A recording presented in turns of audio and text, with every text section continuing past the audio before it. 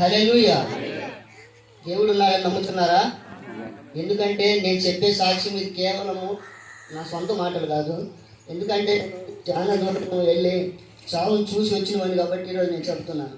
ఒక 10 ఏళ్ళతో వచ్చినప్పుడు నేను అక్కడికి నాని అన్నతో వెళ్ళి అక్కడ పొలంలో కొద్దిగా ఏదో స్కిట్ చేయడము, అక్కడ ఒక చీకటి ప్రభావం నా మీదకి రావడము, దాని ద్వారాగా ఒళ్ళంతా దద్దుర్లు అట్లా వచ్చినప్పుడు అయితే ఎక్కడెక్కడ చాలా హాస్పిటల్ తిరిగాను. నేను వెళ్ళని హాస్పిటల్ అంటే ఎక్కడే లేవు.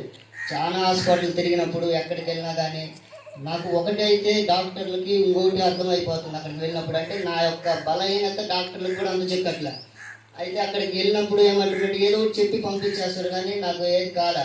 అయితే నేను ఎక్కువగా నాకు మందిరము నాకు నా ఇంట్లో కంటే నా బలహీనతను నేను ఎక్కువగా చర్చిలోనే గడిపిన. ఎందుకంటే ఆడికి పోయి ఆ నీళ్ళు పడితే ఆ యొక్క మందిరంలో ఒక్క దినం గడిపితే ఏమో తెలియదు కానీ చిన్న వయసులో